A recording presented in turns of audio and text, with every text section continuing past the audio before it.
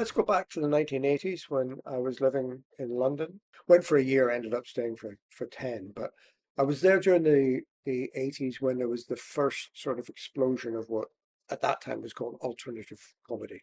And I was a fan, I still am, and I loved the art form. I loved in particular the fact that you had people trying to make people laugh, but also had a point to make, yeah, making people think as well as laugh. And it was a big, big antidote to the sort of stale, Jim Davidson type comedians that were just populating all of BBC Light Entertainment, and there was no live experience. So it was refreshing. It was new. It was sort of edgy, dangerous, anti-establishment. I was into all of that in the 1980s. Still am. Right? But when we came back to live in Edinburgh in 1993, um, I just thought it was amazing that despite the Edinburgh Festival, even then being the biggest collection of stand-up comedy in the world, as soon as September came, there was literally nothing. All there was were the tatty posters and, but nothing. When it came here, and my partner at the time, Jane Mackay, great comic writer, so she was developing these characters and what to stand up, and we went to a couple of gigs in Edinburgh at that time, and soon discovered a small band of people who were the comedy scene. Not many of them, because at that time, in order to get on in this business, you had to go to London. Most people couldn't make that decision, so most people didn't. So actually, Scottish comics were very underrepresented in the UK. We decided back in about 1995 to start the Stand Comedy Club as a sort of not quite a co-op, but as a voluntary organisation of these people. It was like a club, like an enthusiasts club. That's how it was started. It was me and a couple others who weren't performers, but who wanted to do it and who wanted to have the club work. A small band of people who performed stand-up shows. Looking back, probably the standards weren't very high, but it was something. During the summer of 1995, when we did a series of shows in a pub, deliberately sort of saying these shows weren't in the fringe program. These were the authentic voice of Edinburgh comics trying to reach an audience that was in town for something else we weren't part of. And then we thought, wow, what if we did this all the time? What if we just kept this going? Yeah, we wanted to do it. So I think it was the third Thursday in September 1995. That was our first gig of the Stand Comedy Club, determined to be like a regular thing. And we we had no idea whether it would happen, whether it would fail after one show, whether people would come or whatever. 7 people came.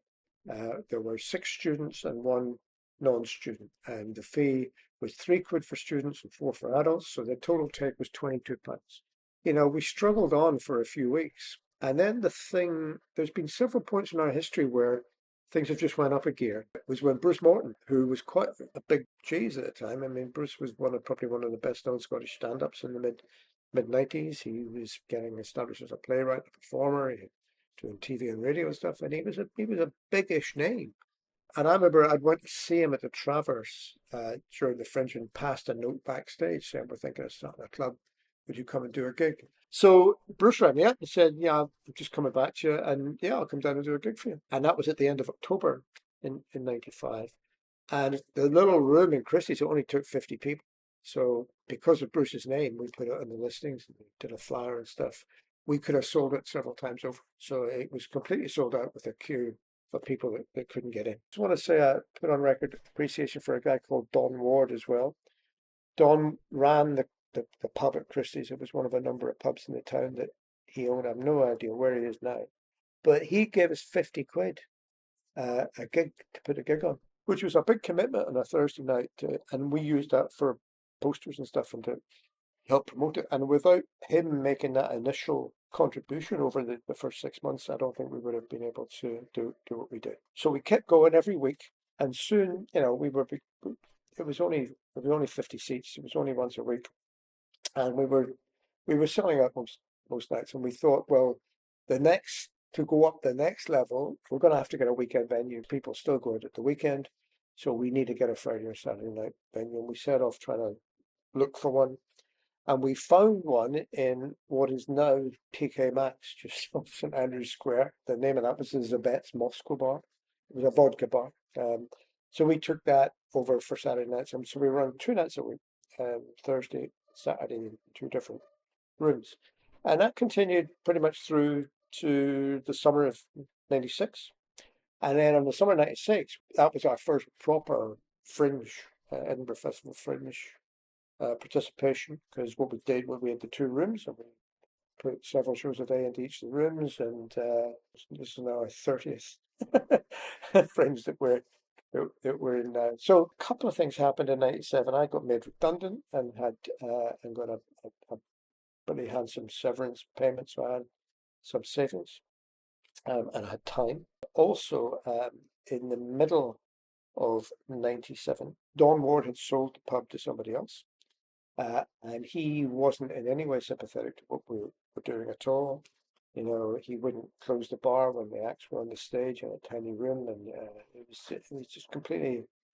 It was control freak, and he didn't control this, and he was very upset about it. And anyway, we ended up physically being thrown out of Christie's at the end of the Fringe in 1997. And that was when I realized that the only secure way to guarantee the future of the club was if we got our own venue.